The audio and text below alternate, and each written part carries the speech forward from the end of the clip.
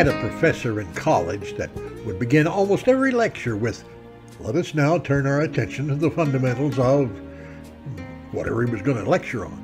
The fundamentals of igneous rocks, the cost of seed corn, the origin of the universe. Well, let us now turn our attention to the fundamentals of fundamentals. The dictionary defines fundamentals as a central or primary rule or principle on which something is based. Well, that's easy enough to understand, but to me, fundamentals means a place to start. I guess if I had started with the fundamentals of English grammatics, I would have known to put commas in that sentence, and to use a better word here. Use editor when writing in Microsoft Word or Grammarly in something else, another of my fundamentals. A fundamental idea is applicable or observable in multiple ways and in different areas of computer science and organizes and integrates a wealth of phenomena. We call this property the horizontal criterion, since the idea may be considered as a horizontal line intersecting a large number of fields where it applies. I have no idea what that means.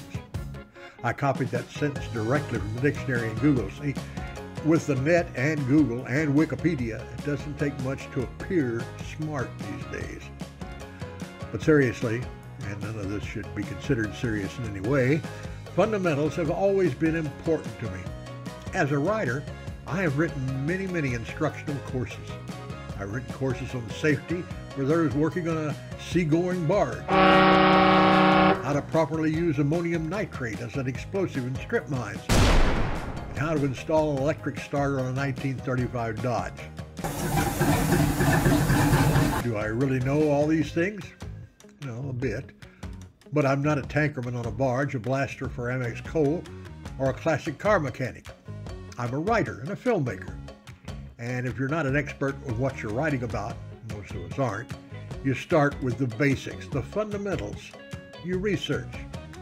All processes, endeavors, or sciences have fundamentals. I love baseball, and I used to be a Little League coach. I coached 5-year-old kids in T-ball up to 18-year-old teenagers. I also started with fundamentals. Never make assumptions about what anybody knows. Even with the teenagers who might have been playing baseball for 10 years, I started with the fundamentals. Now, aside from how to catch, throw, or bat, which are fundamentals, if you're a shortstop with a runner on first, what do you do with the ball? Having learned the fundamentals of catching, the shortstop would throw the ball to the second baseman to take care of the force out, and then the second baseman would throw the ball to the first baseman for a double play.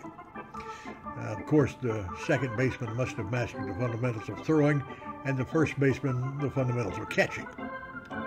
A naturally gifted hitter, runner, or strong arm is going nowhere in baseball unless they're well grounded in baseball fundamentals.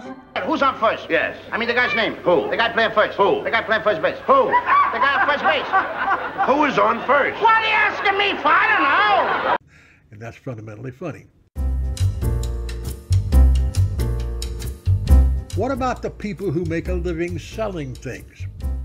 Well, I consider myself pretty knowledgeable about the business of selling, and I can guarantee that selling has a gaggle of fundamentals. I know from experience that salespeople, and some experienced salespeople, aren't familiar with this sort of sales fundamentals. Here are some. How important is selling? Nothing happens until somebody sells something. 80% of sales are lost because the salesperson never asks the potential customer to buy anything. When presenting a list of products, always start at the top, your best, because never assume what your potential customer wants, needs, or can afford. I'll be doing an entire episode on selling in the future, and here's a funny thing.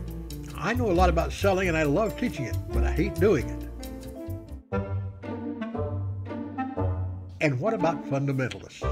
Aren't they the ultra-religious folks who believe everything in the Bible should be taken literally? They believe the earth is only 6,000 years old, or that Jonah was really swallowed by a whale and lived to tell the tale. I don't debate this here or anywhere else. If they believe that, well, that's okay. or if they believe the Bible literally, are they fundamentalists or evangelicals? I didn't know, so I researched it.